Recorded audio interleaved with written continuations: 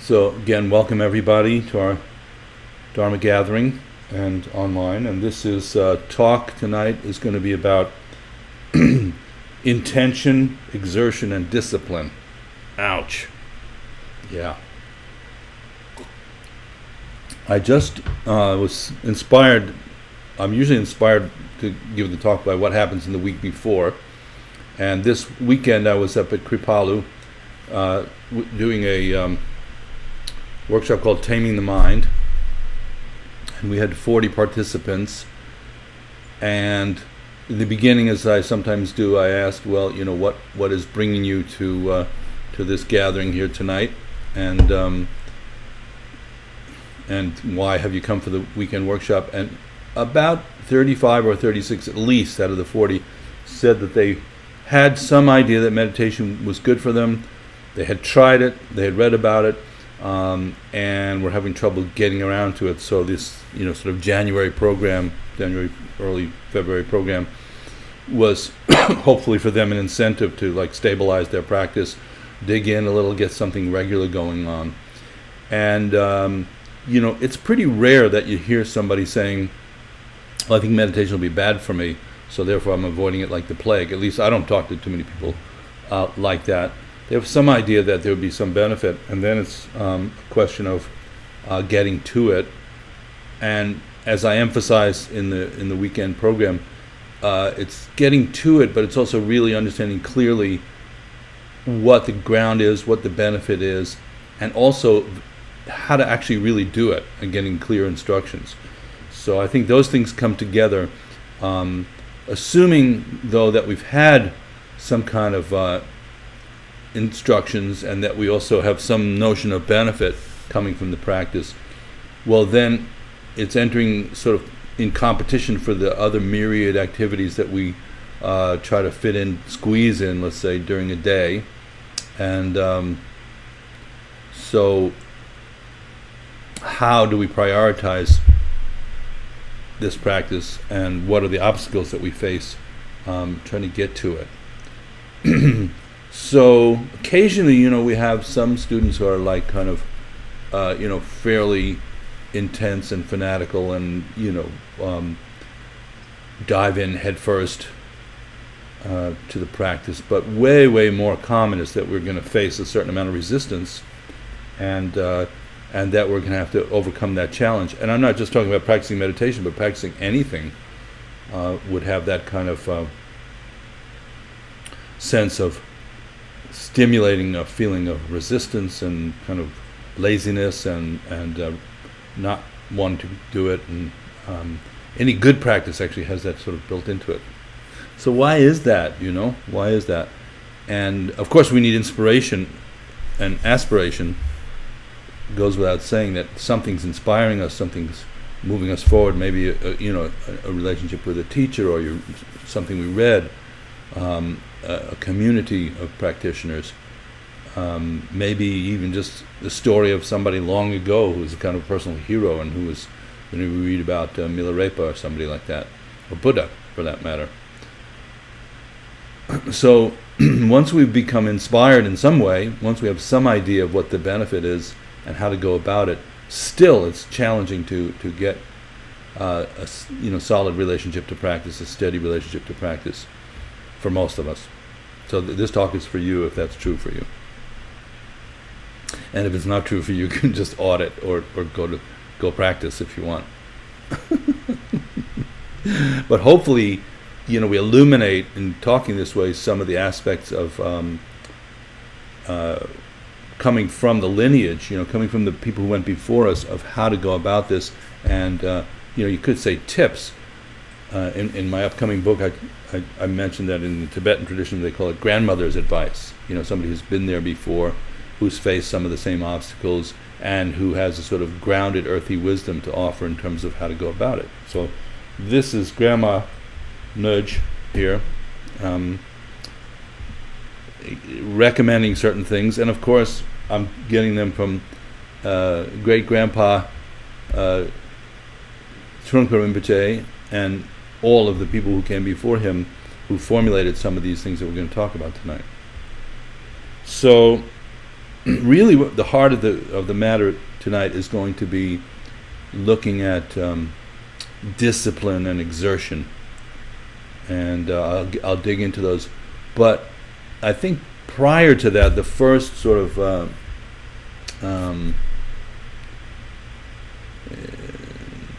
line of defense, the first line of offense, for that matter, if you want to look at it that way, is if we don't create the intention to practice, it'll never ever happen.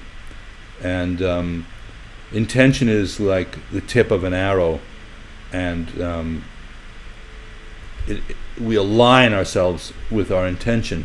Our intention needs to be expressed, thought through, reinforced, and brought to mind. Sometimes our intention is stated in front of others who then hold us to it. Intention is a very, very powerful way of directing our experience. And basically, if you want to look at two of the kind of most powerful forces in terms of practice, one is intention, the other is attention, like bringing our attention to something, holding our attention to something, exploring in contemplative meditation, exploring a topic, in mindfulness meditation, holding our attention. So that's a very, very powerful dimension of the practice. But creating, out of the morass of activities that we have, creating the intention to move forward, to actually sit, to actually, dive in and stay there, is an extremely powerful obstacle. So sometimes we say the hardest part of practice is actually getting to the cushion and staying there.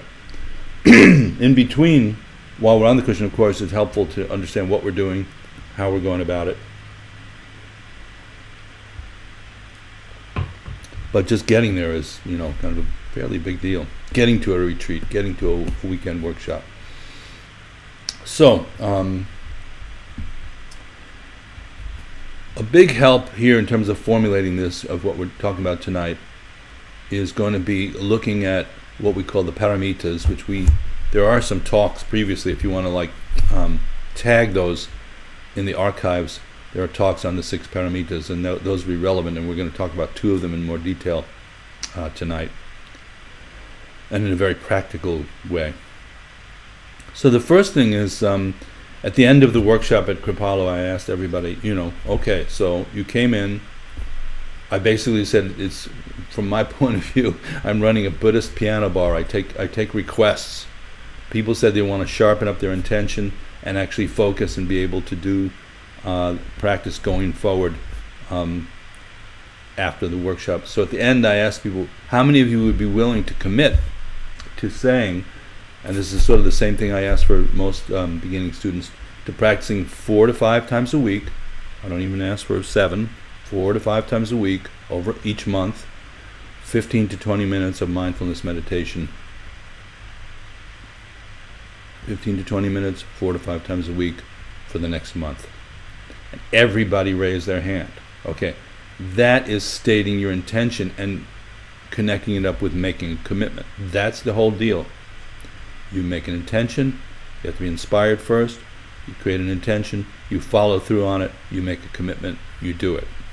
Okay, so may sound kind of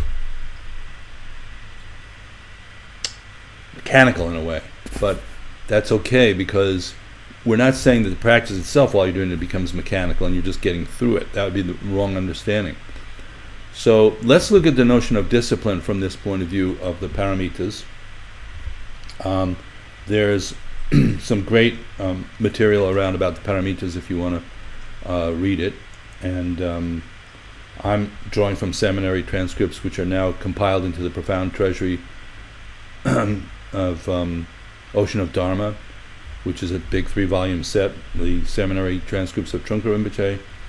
And when we were talking about discipline, which is the second paramita after generosity, we have a few things to say about it from the tradition. The analogy for discipline is a wish-fulfilling jewel. So that's an interesting way. Usually we look at discipline as something that's sort of punishment or being imposed from outside, but in this case it's actually a wish-fulfilling jewel. It has the power to give us what we actually want. Excuse me. A lot of virtue comes out of discipline. And also a sense of morality, which is knowing what to accept and what to avoid. Very profound. We know usually, if we don't know, then we're applying prajna to discern what it is we should accept or cultivate and what we should avoid. But once we know that, it's discipline that holds us to it. So all of you know that in training our minds, training our bodies, we have to lean in to cultivate that which we need to develop further, and actually take a pass on certain types of things that might be very easy for us to jump into, but we'll just create the same circumstances over and over again, same habits. So the point here is that, excuse me,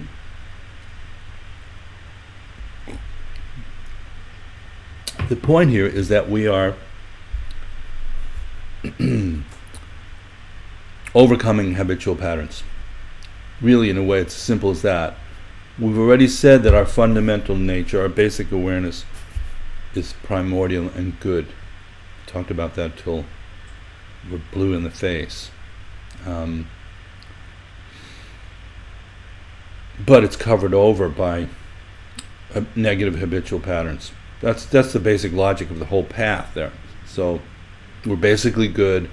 We've become habitually accustomed to ignorance, laziness, aggression, neediness. Those are our habits, not our nature. So to remove the habits, we sometimes use the metaphor of the basic goodness being like a clean plate or a pot or a pan or a silver that is fundamentally clean, but it's become covered over, and our job is to remove the things that are covering it over and bring it back to its natural clean state, like polishing silver. You're not creating the silverness, you're just removing the tarnish. So if you can think about layers of habits, some are pretty easy to change, right?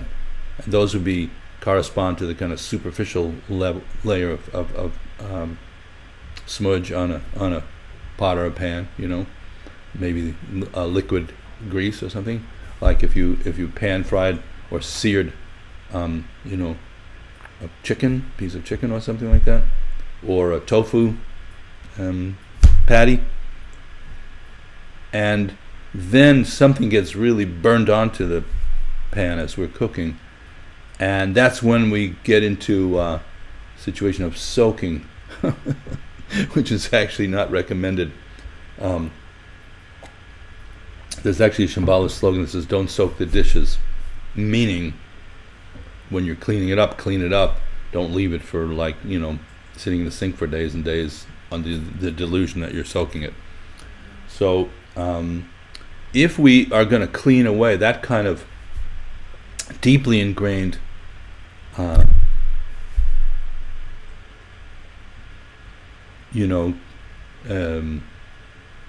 leaving the metaphor with obstacles, habits of resentment, hatred, rage, poverty mentality, jealousy, if those are really burnt into our psyche, we have to it's going to take some work to clean those out. Even to see them is going to take some work, because they also, in the psychological process, as we've talked about it, there's another layer of self-justification, denial, that has to go first. Then now you're looking directly at the klesha, at the obscuration itself, and it's going, I'm not going anywhere, Dave. You do a loving kindness meditation for somebody you don't like, and you're just going like, no way am I wishing loving kindness for this person. So like aggression is a very deeply embedded habit. Jealousy can be a very deeply embedded habit. Pride can be very deeply embedded. Arrogance can be deeply embedded. Ignorance, sort of stupid or dullness, can be deeply embedded. And what we're doing when we do our meditation practices, we're putting up a light, like a light in a mining tunnel, that's illuminating all that. So obviously that's going to be contrary to popular opinion, that somehow meditation is going to transport us miraculously to a sweet, spacious, peaceful place. If that's not what we're habituated to, all it's going to do is bring awareness to what we have. And that's such a healthier way to go about it, in my humble opinion, to go about the practice, is not trying to jump over the obstacles into something we would think of as a better place, but just turn the light on. So the key element in meditation practice is awareness. We're bringing awareness to whatever is actually there, whatever is in our state of mind. Therefore, we're going to bring awareness to our habits, to our obstacles, to our fear, to our kleshas, of all those ones that we've mentioned already.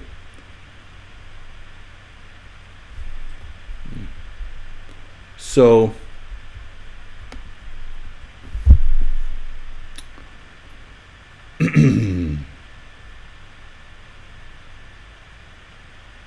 this is still in the topic of discipline, and the word for discipline is shila, which also means morality. So there's a kind of notion of discerning what is to be cultivated, what's to be avoided as part of the discipline. So the eyes of Dharma, the eyes of discipline rather, can see Dharma properly. That's what we say. And if we're too speedy or distracted or spaced out, you don't see the Dharma properly. So it's not just a question of somebody else providing rules and regulations and then we just follow them, but we have to take a look at how we can see clearly what the issues are coming up. Then there are three kinds of discipline that we talk about within the paramita structure. The first is the discipline of commitment, samaya, which we mentioned briefly, of like just simply saying, there's a kind of samaya right there, saying I'm going to sit 20 minutes a day, 4 to 5 days a week for the next 4 weeks. So let's say if we haven't done that and our practice is slipping away, that's what I come up with every single time. Eventually with a student who's going, I can't get to this, I'm not getting to it. I say, will you commit to doing that? It's very doable. Will you make a commitment and actually do it?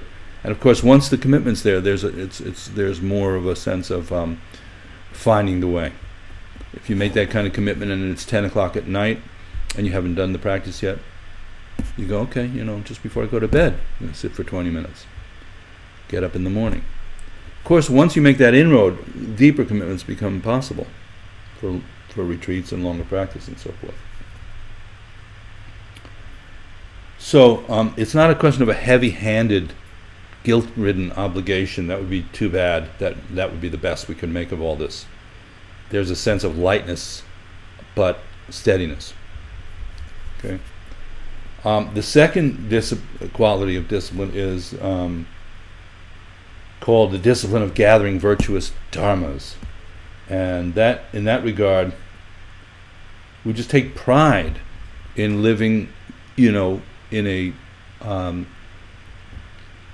framework which is promoting our relationship to awareness, to compassion, things like that. So we take pride in being a Dharma practitioner and student, and therefore we continue to study and contemplate and meditate, because we favor that idea and we lean into it. The third type of discipline is the discipline of working for sentient beings. So there's this idea of for the benefit of others. Sometimes, for teachers especially, like if you go out and you're presenting, you want to be a yoga teacher or a Dharma teacher, and you don't do your own practice, it gets very, very rotten, very, very fast. And so the idea sometimes for some of us of being not messing other people up or helping other people even trumps our own sort of sense of well-being. It's a motivation to get our act together, and it's quite a lot of mirroring goes on from that, if we're involved with that, trying to help others. So there's this idea of staying on the point and not quite so much looking for breaks, for a way out, but it's gentle. Because our own experience is tamed and disciplined, we can reach out to others. And also there's a sense of sort of settling in and kind of being a little bit less prone to nervous tics and habits that are just filling space, time, like doodling is in there. Frittering away energy in a mindless way. So tapping your knee or being aware at the mindfulness of body level of having some kind of stability. So that's a little bit about the discipline paramita. And the other one, I'm just giving you the sort of classical background on these. Then after that, the other one is the virya, or energy, or exertion, called, all those things. And this is kind of interesting because a lot of times we're working with rousing our energy, and those of you who are Shambhala practitioners, you know that we have this idea of wind horse, of rousing that kind of vital energy, because a lot of times it feels like we're just not up to it in some way, like we're tired, we're overwhelmed, we're overworked. So to focus, which is what meditation is you have to get more focused, you're actually taking a good posture, it's clearing away instantly a lot of cobwebs. And if there's a lot of exhaustion or laziness or resistance, it's even hard to just take that posture. You can see it's like so to kind of wake up that way and take that seat takes a lot of exertion, a lot of energy to start with. But in our case, we're very concerned with having it not be guilt-ridden, but actually there's some feeling of enjoyment or joy or pride in a positive sense. Warrior's pride. Cutting through laziness, stupor, and slothfulness, like cleaning up your room. You could look at the pile of junk on your desk or something like that and go like, I'm going to dig into this. And you almost always will feel really good after you do that. And the same way, if our psychology is kind of clogged up and turgid, if we give ourselves some time and space for good, clean awareness practice, it's almost always the case, at least speaking personally, that you feel better after you do your practice, even if it's brought stuff up for you. Even if it's made you like see certain things or confront certain things, there's still a feeling of lightness of being that's part of it. So when we look at exertion, the opposite of exertion is laziness, really. Even we use the word slothful, just trying to find a way to avoid doing what you need to do. So there's this great, I think I've used this example before, but Sakyong Mipam was on retreat with one of his students, and they were on a long retreat, and they were in a house, and there was a television in the house, and the student was kind of the lazy type, and he was lying on the couch watching television, and the remote control was on the coffee table, but just out of reach.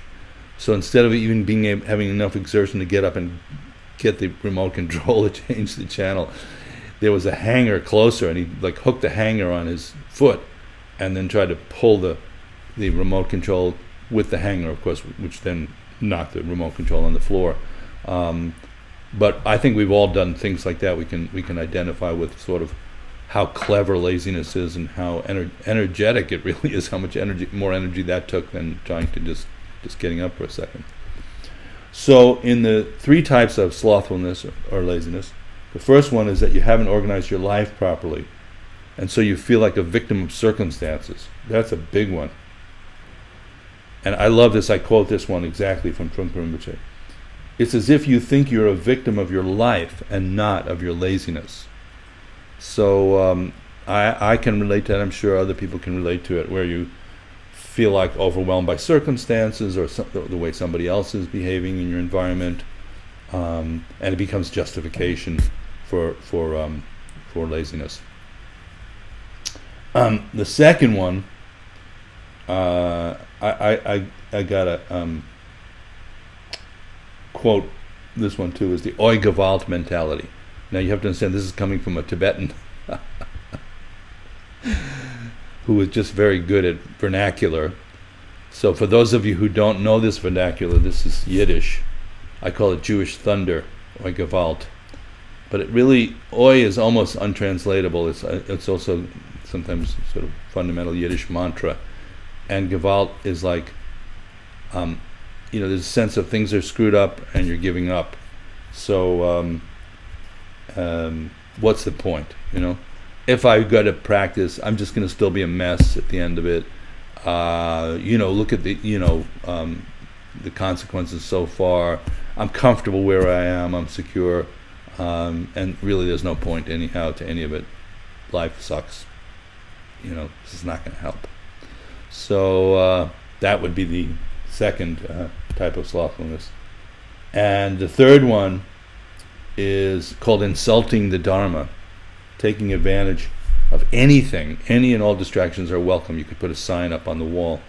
If you can come into my apartment, bring in some beer, a television show, watering the plants,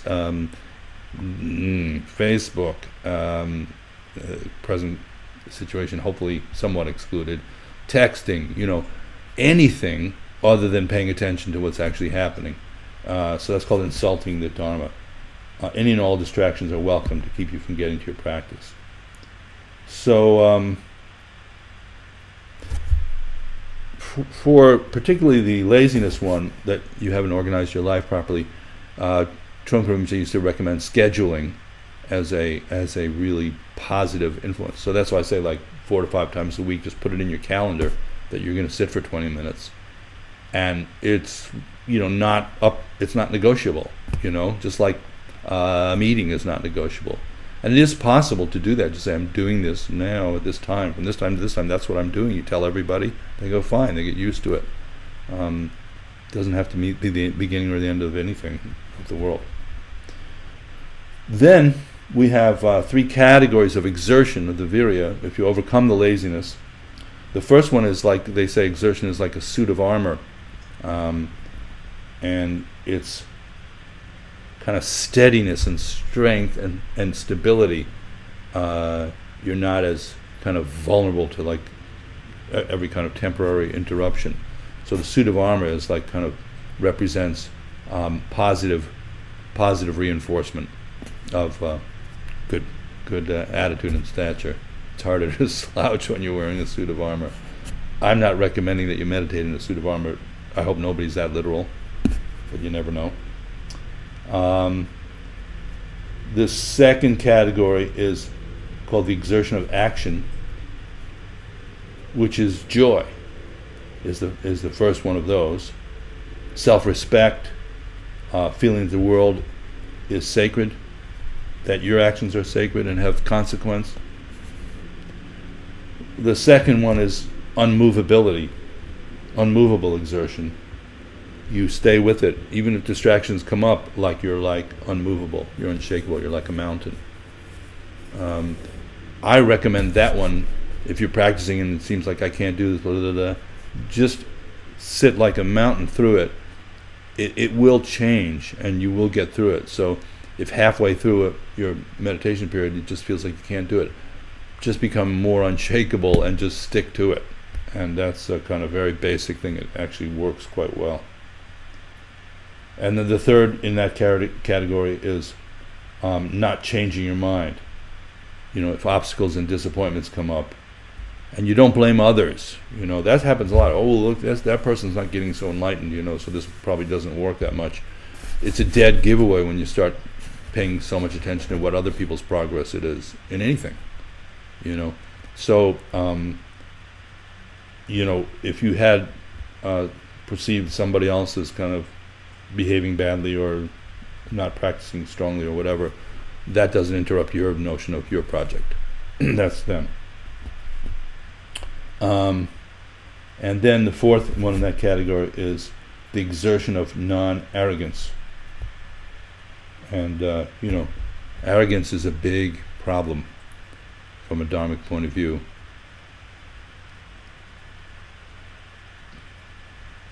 There's a feeling of covering up vulnerability and maybe doubt or any kind of insecurity, and we huff and we puff and we blow the house down with arrogance. So that's a good one to let go of if you can. It's pretty transparent once you start to see it. Like anytime you need to assert yourself or proclaim whatever, it's usually unnecessary. People have their own opinion about what you're doing anyhow, so you can't quite exactly just talk them into it. And I think it just usually people notice right away that it's a sign of weakness, arrogance. So, and it's also, I don't know, for whatever reason, it's really odious. We all do it, but it's the idea of exertion here is to do your practice without the arrogance. And then the third major category there is never being satisfied with our exertion, which means that basically it's the right kind of discontent. You feel like you could go deeper, you could go stronger. It's not a question of always undermining yourself, but having real depth of commitment to going further.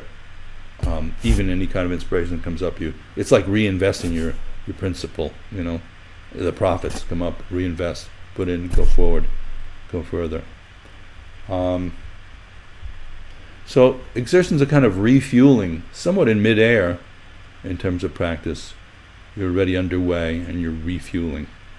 So these qualities, unfortunately, and I notice this a lot when I go to some of these large-scale centers, they're less sexy and less jazzy than a lot of what's being presented. This is like nuts and bolts, nitty-gritty of doing anything thoroughly, is that you lean into the kind of more steady, more ongoing, more brick-by-brick kind of aspect of the practice. It's not that it's not glamorous. It's very glamorous in its own way because you're really sort of working beautifully on something, and you have to be much more gentle and kind and more patient and more disciplined. But the idea that somehow something's going to happen faster than that, or there's a shortcut, is you got to really look at that as wondering what's behind that need for speedy accomplishment in the spiritual domain. Because the very qualities that we're nurturing, like patience and discipline and generosity, are by definition occupy time, and take time to cultivate. And if we can look at the idea of clearing away a lot of patterns and habits and obstacles, then you see that that's really quite a job, actually. And after a big feast, see who volunteers to do the pots and pans. It's, most of us are going like, I'll clear the table, or that is a good metaphor for what we're talking about here. Are we ready to clean the pots and pans of our mind to have this kind of beautiful, deep relationship with ourselves unfold? So again, if you're just joining us now, please do open a second window in your browser and go to facebook.com/DavidNickturn, and that's how we can know that you're out there and that you're contributing comments. If you're watching from the archives, obviously you can't do that, but I'll read the questions and comments that come up, and so we can work with them from there. So if you like, now would be a good time to start. I'm sure some of you jumped the gun and get going. But if you haven't done that already, please now, based on what we've talked about so far, which is a pretty simple topic in a way, it's pretty nitty-gritty, but I noticed that out of 40 people at Kripalu, this would have been the right content for 36 or 7 of them. So that's a kind of repeating song. That's like a hit. I can't get to it. Yeah, that would be the hit song. I love to meditate, but I can't get to it. You just got to do it. So, the other piece, which we've spent a lot of time on, is how to do it is very important, because otherwise if you kind of don't have a good sense of method, you feel like you're knocking your head against a wall and get frustrated or chicken out or whatever, pretty quickly. So let's see what you all are thinking and get a little conversation going in here. So please do lob your questions in. Let's see. Ari Summerlin said, I want to thank you, David. Ever since your Creative Live class last March, I have found the inspiration to sit again. Wonderful. At first, 4 to 5 days a week, as you recommended, and then after I got a time wrap app on my iPhone every day, started sitting every day. I continue to sit because this online community inspires me. Yay, that makes me really feel good. I am grateful to all of you, and especially these talks and David, for helping me get back on the cushion. Thank you. A hearty, you're welcome, and I'm glad to hear that, Ari. So that is kind of the intention here of what we're doing, just to provide some support for all of our practice and study, and we can feel like it's valuable, and that there's a community of other people and a lineage of people before us that have felt that way as well. So Ari has another comment, which is, so discontent even if we sit regularly is normal. So discontent even if we sit regularly is normal. Of course, I'm feeling that so much, even to the point of I want to sit again today. I want to try again. Then I question it, usually talk myself out of it. No, go ahead. Why not? People who've gotten into this in the past, at a certain point, dig in quite deeply because they recognize what's being worked with. So it's not so much that, of course, we're cultivating contentment and cultivating ease and cultivating joy and cultivating freedom. But there's a path, and the path is cleaning the pots and pans, which are covered with stuff that is obscuring all that. That's a fact. That's not something I made up. If it was as easy as snapping your fingers and, or clicking your ruby red heels together, that's a different talk. We did that talk last week.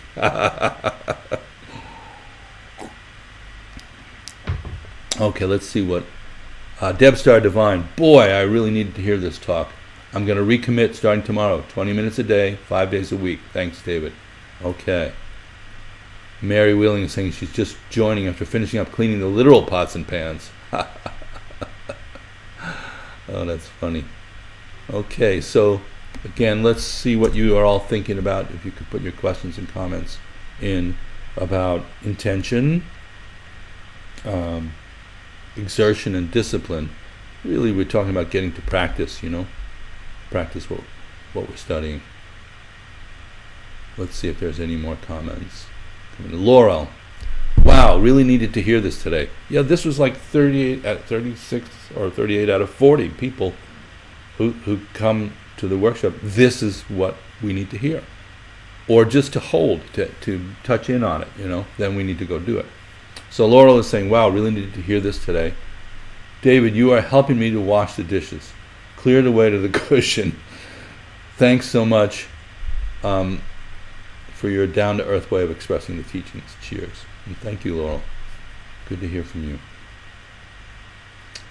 Brian Lowry is saying, David, I equate my mind to a box, whereas thoughts come in and bounce around and then finally simply disappear. Should I focus more on this or the breath? Does it really matter so long as you sit and remain patient with yourself? Well, those are good questions in the how-to area. So the technique that we're using with the shamatha meditation, Brian, if you haven't, on my website, you can see the basic shamatha instructions. I know you've probably had them already and you're working with that, but you might want to review those. taking your seat, it's called. It was an article from the Huffington Post. If anybody's feeling industrious, they could post a link to it for Brian. So, yeah, thoughts come in and out. That's what they do, and they disappear. Or another way of saying is they arise, they dwell, and they dissipate. That's actually the nature of the thinking mind. If you track it, if you become a tracker, if you pay a little bit of attention during the sitting, you'll see, okay, that thought came out of nowhere. So it arises. There's an open space. A thought arises. It's not really made of anything. This is a different talk, but it's kind of interesting just in this context to see that. But it's sort of it keeps your attention for a while, sort of a little movie and a little narrative. And then it sort of dissolves, fades back into the open space. And then another thought, probably usually associated in some way or slightly associated with it, arises, or completely not associated. Between those two thoughts, there's a kind of quality of spaciousness that we experience very briefly called a gap. It's kind of between, after the period before the capital letter, that's a gap. And that gap, to our surprise, maybe, is a kind of live quality. There's a feeling of really being very present without a whole lot of narrative about it. And of course, the sense perceptions in that kind of space are very vivid indeed. So, if you think of it sometimes when a musician, like a pianist, rests for a second after playing a busy passage, that's a good way to experience what we're talking about there. There's a feeling of atmosphere or awareness, but no serious object of it going on and on. So in our meditation practice, Brian, we're paying attention to all of that, actually. We're paying attention to the breath as a kind of fulcrum for present experience, sensation. And we're aware of the space around that's occurring in. We're aware of the sort of emptiness, if you want to call it that, or the open ground from which our awareness, from which the stories, from which the narrative arises. And we're aware of the narrative, too, while it's happening. That's good practice if you sort of can, in a sense, touch in on all of that. So sometimes we say 25% of the effort is on being mindful of the breath. 25% is being aware of the atmosphere. That's why we keep the eyes open and the sense perceptions open, but soft. 25% is really starting to see the shape of mind and what arises in the mind, the moods, the emotions, the storylines, and really just see them without judging or manipulating them, which is revolutionary. And 25%, according to Trungpa Rinpoche, is just open. You don't have to. There's some feeling of like not holding your breath, trying to push your way through something. So there's a kind of ease or openness that is effortless. So Brian, why don't you try those, see if you can apply those 4 groups of 25%, and I think that would sort of relate to your question and answer your question. Okay, so let's see what anybody else is coming up with. Again, if you just are joining us, which happens, we're in the part of the talk where there's Q&A, discussion. When I come back from my trip in February and March, we're going to start up again. I've mentioned this with some more formal workshops online, in which case we'll be using Adobe Connect and be able to see each other. It's going to be fantastic. So keep your, we'll have a gap, just so you know, like from mid-February to mid-March will be a gap because I'm going to be abroad. But you can check that out. Keep your eyes open for that. We're going to do some more serious workshops where we all can see each other and take turns talking, actually, and having video. It's going to be cool. So I see Mary Wheeling posted talk that I mentioned, the Huffington Post article. Laurie Fleming is saying, oh good, there's a lot of questions here. Having historically not been a disciplined person, it's good to even have that sense of history, useful. I was and am amazed that when I finally got around to starting a meditation practice, I was able to sit every day. It's been about 8 years and I still sit every day. I guess I need to rethink